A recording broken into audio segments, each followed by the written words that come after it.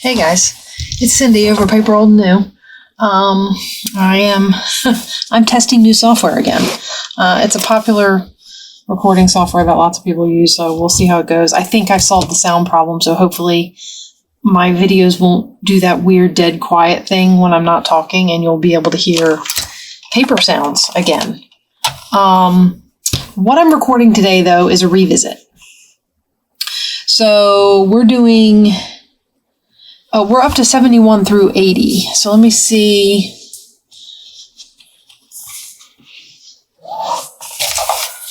We're going to see how this goes. I'm going to try and get the right ones on the right days. I think this is the tall double pocket. Okay, so this is the tall double pocket. It's hinged. I'm making sure I don't have something called a tall hinged pocket. Oh, I have something called a versatile hinge pocket. Guys, I don't know if I've got... Oh, this might be the tall double pocket. Maybe I have these backwards. Okay, let's try this again. Tall double pocket. So I think we did something similar to this earlier. So basically all we do with these is you take this piece... And where's my clipper? There it is. You put a notch in. I'm going to put a notch in just because I don't want... I'm actually going to scoot it over. I want it over here, not on the bats. Okay, so I'm going to put a notch at the top of the pocket. So basically what happens is you fold this down and you glue it like a pocket. Okay, as you can see, I've got an 8.5 by 11 piece of paper. I folded it in thirds. Well, it's a little less than 8.5 because I cut the white borders off. This was printed. This wasn't printed borderless. So we just put the glue down along here, and we're going to glue this down as a pocket. Okay, so we have like that. Oh. Get the glue off. And then we have this one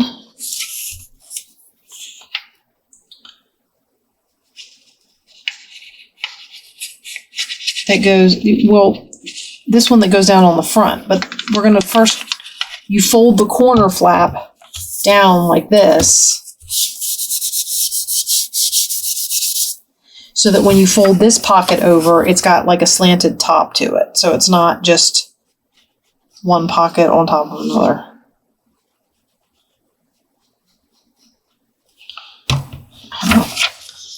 Okay, so then we go like that. And there you go. You got a nice little pocket. You've got a pocket here, and then you've got a pocket back here. So it's a double pocket, and I made a couple. I like these. I would probably, this would be one of those things where I would want this specifically for a project, because I don't know that I would use these just sitting like this. Although I think they would make either cool belly bands.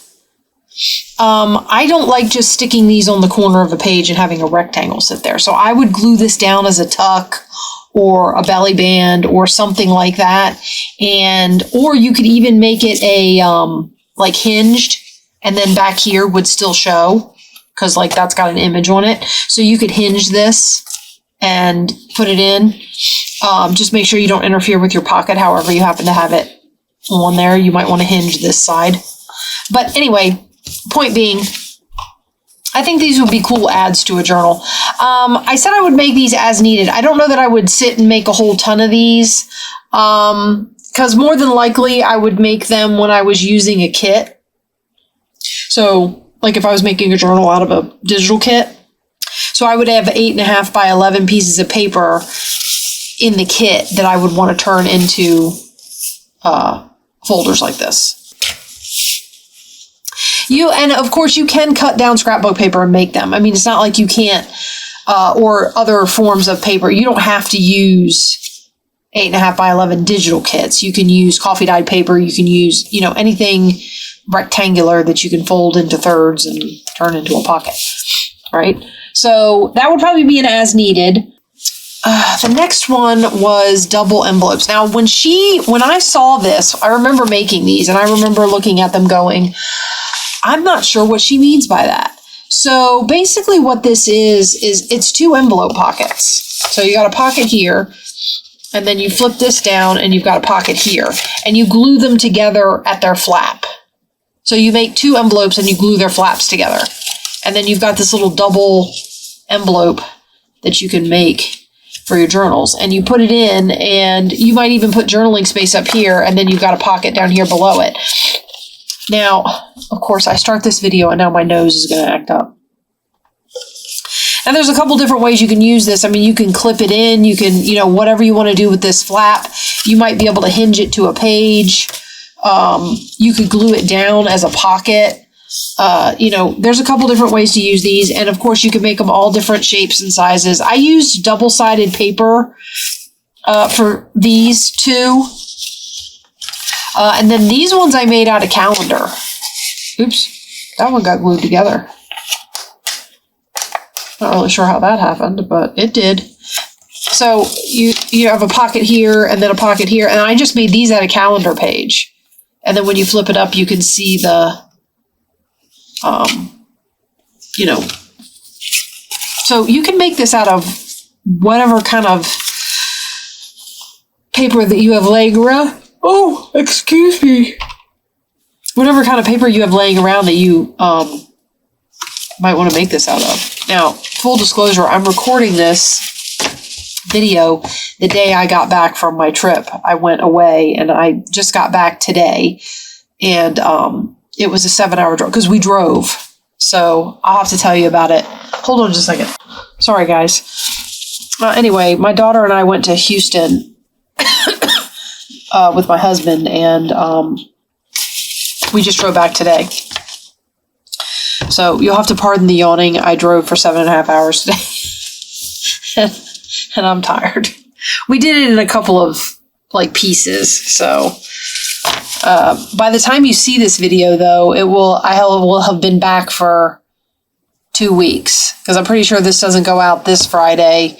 It's Monday right now. We drove back. We got in today. It's Monday.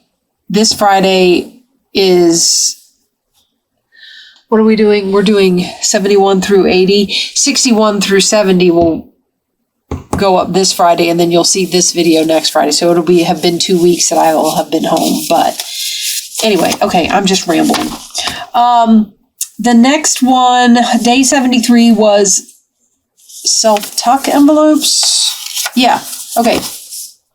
So these envelopes are kind of cool. They are self-tucking, and I like these because I think they make cool hidden journaling spots.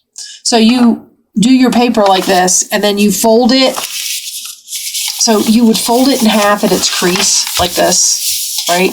And then you unfold it and you fold the tip, the corner up to the middle, and then you fold it up. And then when you put these 2, they tuck into, one tucks into the other. And then it kind of closes itself. And you've got this little self-tucking envelope. And the only requirement here is a square piece of paper. So whatever square piece of paper you want to make these out of, you can make really cool journaling spaces for your, to hide in pocket. You could hide them in pockets. You could clip them in. You could even glue them down. They'll glue down. Ooh, new recording software. It just did something really weird. So just to reiterate, in case it's missing from the video, if you get these too far apart, it won't tuck. So I don't know what my video just did. I'm using this recording software for the first time. Anyway, these, I really like these. I would mass make these out of scraps, square scraps and stuff, to have little journaling spots to tuck into things. So I think these are really cool. Now, as far as decorating them goes, I think I said this in the video where I made them. Because they're an unfold item, I don't know how much decorating I would want to do to the outside for two reasons. First of all, I wouldn't know where to decorate. Like I stuck a little thing on here. Maybe you decorate the flap. The other thing is when you open them up and lay them flat, the idea is to be able to journal on them. So I don't necessarily want anything, maybe a washi sticker, something flat. Because if I open this up and there's something back here, I wouldn't be able to write on it. So this is kind of a tough one. I would use decorative paper and keep the decorating on these to a minimum. So that's just my thought. But I do like these. I think they make a great little journaling thing. Okay, the next one was...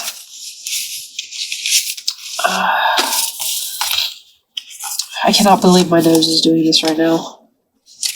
It happens at the weirdest times. I've been sitting up here at my craft desk messing with my computer because I just got this software. I've been messing with it for like a while now and nothing happened. As soon as I turn my camera on, I'm allergic to my camera. Anyway, these are made out of envelopes. So as you can see, you can still get to this envelope. So it would be up to you as to what you want to do with the back of it.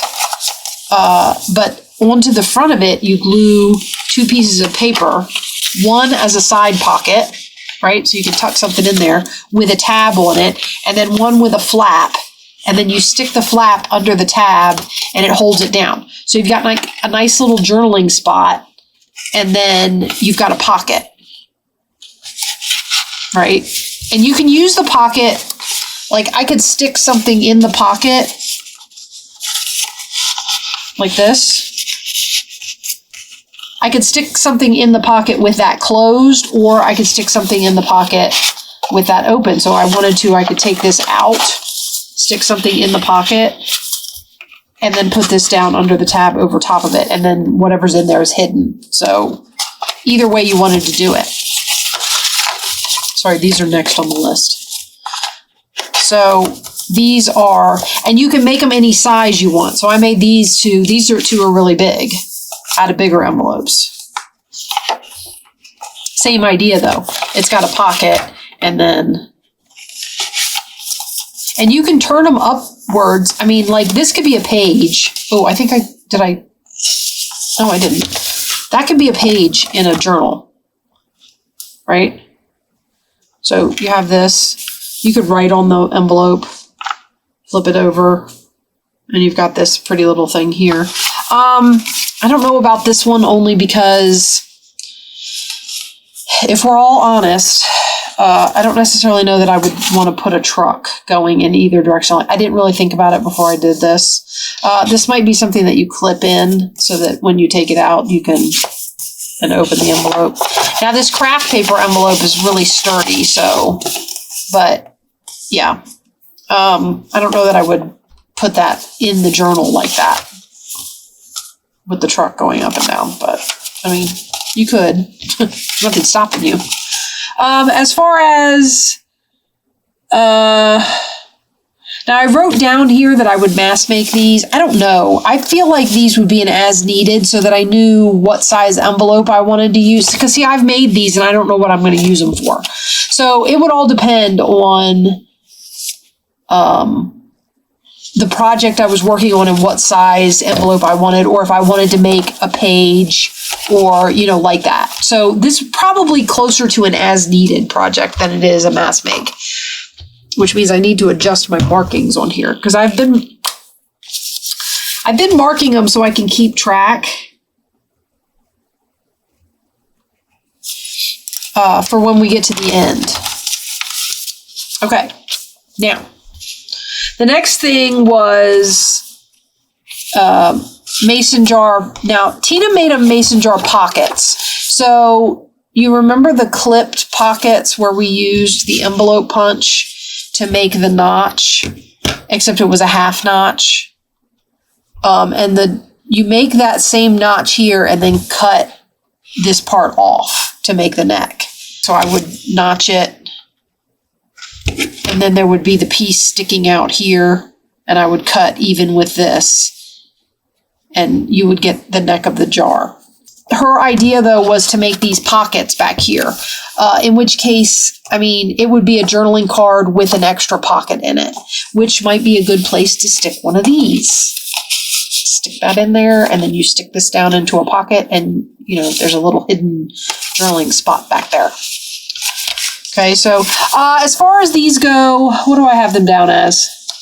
I think I have them down as needed, because these would, again, depend on a project, only because I feel like mason jars don't go with everything. I mean, I guess there's an argument that you could make a mason jar look like anything, because look, I did this one, and I made this one out of a tube. So this one is a pocket. I mean, it's a double layered one. And then this has a pocket and then can be a pocket. So this one's very, it's got more spots to stick stuff, I guess you'd say. This is, all this stumbling I'm doing over myself is, you know, spend time away from your craft room, and this is what I come back and sound like. As far as these go, though, I would probably do them on an as-needed basis. As far as I would make them, I'm leaning into the as-needed because I tend to make my projects that way. I want to make stuff that matches the projects I'm working on. So it's hard for me, as this a whole reason for doing this, it's hard for me to go through stuff that I've mass made and put it into a journal, which is why I'm trying to do those eclectic journals, which I've been, you know, neglecting here lately. I missed my craft room while I was gone. I couldn't do any crafting or anything. I was so upset. Okay, so mason jars. We did the flip front envelopes. Now we have these little wallet booklets. Okay, when we were cleaning out my craft drawers and I was going through this pre-made ephemera and trying to come up with what I liked and what I didn't and what I wanted to get rid of, and I really hope I haven't been off camera for all of this. These were the mason jars. I really hope I haven't been too far off camera for all of this. But these are wallet pockets. So you fold it around and then you fold this up over the top to make a pocket here, and then the ends are open, right? And so it opens up like a little book or like a wallet. And this one I decorated. These work best with paper. Don't try to use cardstock. They'll buckle. When you do this tube thing and you make them with cardstock and then you try and fold them, they buckle. Now, I will say this. I don't know if you can tell, but I did cut a V in these two pockets. I cut a sliver of paper out of there so that when I glued the wallet part together, there wasn't an extra layer to fold there because that was causing buckling. I don't know if I did it in this one. Let's see. I didn't do it in this one. And see how this is all buckled and it pushes it off to the one side and it's wrinkled there. So what I did in this one was I cut this piece out and then I glued the pocket down on either side. So that the only thing that had to fold was the one piece of paper in the middle. I do like the way they turned out, but like I said, these are a paper project. Do not try and use cards. I did try to use cardstock with them. I don't like the way they turned out. I think I cut them apart. So, but these ones, I like these. I wouldn't mass make them. I feel like I'm leaning more into the as needed stuff than I am anything else. Now the ones I made the funny about at the beginning, were these hinged pockets that she made. And basically this is it's a square piece of paper and you fold it in half and then you cut one of the halves to the center. Okay. And one of them you glue. So this is a pocket over here.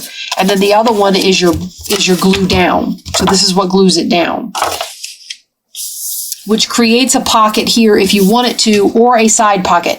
It would probably be better as a side pocket because that's going to be on the edge of a page. This is going to be at the top of a page more than likely. So whatever you stick in this pocket either has to be small or it's going to be sticking up out of your book. So it might be better for it to be a side pocket, although I've already notched mine, but you know. the other way you could do it is you could have the pocket on the outside and it could flip open this way, which is how I did this one, I believe. So we have the pocket on the outside and then you flip it open this way. So it would flip that way. And I put a flippy pad on here. And then you've got your pocket on that side, right? Now this was some Tim Holtz 8x8 paper that I used to make these. So you've got that. Same way with this one. Just pocket. So I like these. I mean, like I said, I think I notched these before thinking about it. If I was going to put these in a book, coincidentally enough, our next... Oh, no. Oh, yeah. Okay. Coincidentally enough, sorry, I thought I had started this video without having gone through all of the stuff. I have some journal covers here because that's the next topic or thing that she did. But you would put this in this book like this, right? And as you can see, where I'm gluing this pocket is relatively close to the top. But you've got plenty of room over here if you wanted to stick a tag. So I've already cut these notches, but if you glued this down this way, you could do a side tuck, which I think these would be better as. I mean, would I mass make them if I was sitting around and I had a ton? I don't have a ton of 8x8 paper. Now, granted, you don't have to use 8x8 paper, but I think they make a good size because, like we said, the pocket doesn't go all the way to the top. But you can just cut down scrapbook paper and make these out of any size you wanted. So, depending on the size of the book you're putting them in. I don't know if I would mass make them. Maybe if I had a ton of scrapbook paper that I wanted to get rid of and I was looking for things to do with it. I'm getting to the point where I need, as I go back through this and we look at it, I'm going to be making a note of anything that I might sit down and want to do with excess of scrapbook paper, just for the heck of it, because, you know, why not? Okay. Anyway, I have them marked as needed, which is probably how I have most of this stuff marked. Journal covers. I have these marked as a mass make. Just because I have so much fabric. These are fabric journal covers made from file folder. So I've got, actually I think this might be 2 pieces of file folder, but I'm not positive. I think it is. I don't know. But anyway, so this was, she did, the video that we did this from, it was like several different ways to do the journal covers. This one was to cover the inside first and then put fabric on the outside with the scruffy, and all you did was glue the fabric down to the outside. I mean, there was no tucking or anything like that. You did all your tucking for the inside one, right? And then you've got the fringy edges for this journal cover. Now, they're not even, but they look cute. This one also is covered with fabric on the inside and then just glued down. I think I had a couple of combinations of fabric that I wanted to do it with, so I made 2. And as you can see, I did not get the wrinkles out, so it's wrinkly. All right, and then this one, the idea behind this one, and I don't think the inside of this is covered. It's not. So you would have to decide how you wanted what you wanted to do to take care of this. But basically all I did was take a piece of file folder, cut it to a journal cover size, and then I glued down patches of fabric. Now, the nice thing about this is because I haven't finished the inside, I can go in and stitch around my patches, which I very well may sit down and do at some point. And I think it'll make it real cute. And then you line the inside with whatever you're going to line it with. You could even you could even take another piece of file folder and, which is what must have happened with this one, because this is a lot thicker than these. So you could take another file folder and cover it with fabric and then glue it over top of this. So I like the patchwork ones. I think they're great. And then this was just one. Oh, this was the one where you take the outer cover and fold it in to finish your edge. So a couple of different ways you can use fabric to make journal covers. I have a ton of fabric, so if I had the time, I would sit down and do this, especially the patchwork one, which I want to just sit down and get a bunch of my fabric out and like tear it in half, and then tear half of it into a bunch of squares so that I've got patchwork stuff to work with, because I love the patchwork idea of a lot of this. So that would be something I would sit down and work with my fabric. Yeah. I don't know how much mass making of covers you can actually do. Hold on. Okay, I'm back. I know. It's my nose. Okay. The next one was something that I probably need practice at if I'm going to do any more of. Tina shows you two different ways to do these. And while I like the fork method, the knots tend to be kind of thick, right? They're thick right there. The thread version where you sew the middle is just, it makes a cute bow. Don't get me wrong. The lace ones actually don't turn out too bad, but there's still a really thick knot in the middle. I like the way they look because that looks like a bow. I do. These were all made with the fork method. And you have to go back and watch the video to see, because I'm going to have to go back and watch the video so I can make some more. But they're kind of thick in the middle, but I like the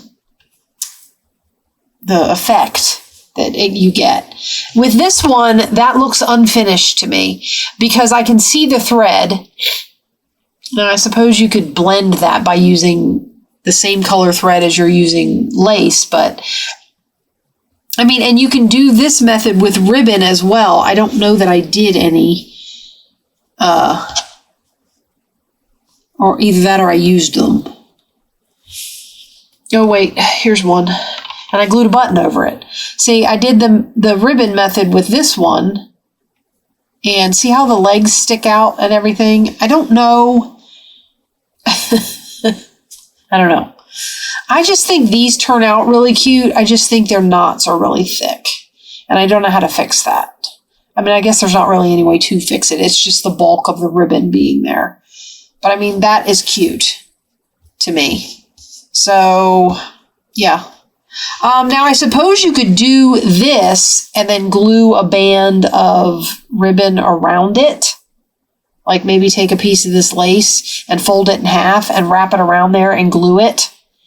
And then you would have, it would look like a ribbon. It would look like this, except you sewed it. That's the only other thing I can think of. But I'm going to need practice before I, do any more of that. I mean, like, before I start putting them in projects and stuff or mass making them, I would have to do a lot of practicing, which would in turn cause an unintentional mass make. Okay. Last thing, this is 80, let me see, is paper ruffles. I mean, a scrappy paper ruffle, we all know what these are, right? You take a torn piece of paper or a not torn piece of paper and, hold on. Oops. And you fold it up however you want to fold it. And you glue it together. On this particular one, there was a piece of file folder glued down the back of it to hold it down. And then later on, I added the rickrack. So there's several methods for doing this. I mean, this one was done by sticking a dot of glue under each ruffle. So the back is not glued together or held fast or anything. But the front is, there's a dot of glue under each fold that holds them. Now, when you put a line of glue down this and you stick it down on a piece of paper, obviously it's not going to curl up anymore. The other method, of course, is to fold it up and stick it through your sewing machine. That'll hold it. And then you can put, I mean, and you don't have to sew them. Like the file folder method works well, or any strip of scrap paper. This happened to be some scraps I had from cutting up file folders. So a strip of some scrap down the back of it to hold it, and then when you find something that you want to put up the middle of it, you can decorate the middle with whatever you want. So you got all kinds of different ways of doing this. She also stapled some of them.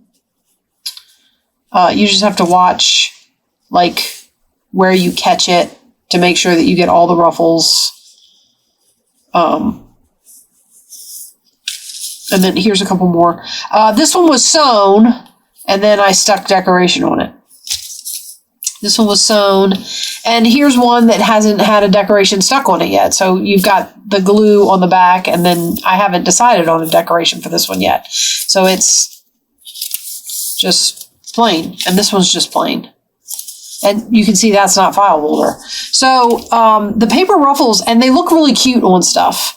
I mean, they look kind of just sitting here like this. They just look like a bunch of scrappy, torn up pieces of paper. But when you stick them on something and you put them on a project and that they go with, they look really cute. So yeah, I mean, I like this project. I think it's a great thing to do with strips. I think that I would probably sit and make these when I'm making like the torn strip clusters that we did.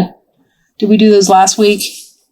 We did those in 61 through 70. There were torn strip clusters. If I was sitting down with a whole bunch of strips of scrapbook paper, I would make these in torn strip clusters at the same time. But that's day 80, guys, and sorry for all my meandering and wandering through the crazy, but I hope you liked these. You can decide, what you would make and what you wouldn't. This is days 71 through 80. So if you saw a project in here you like, that's the range of days that you need to go back and check, or just rewind. And I don't think I was giving out specific days, was I? Yeah, see, that's what happens. I told you, away from my craft room. If you're looking for the journal covers, that was day 78. This was day 80. The ribbon bows was day 79.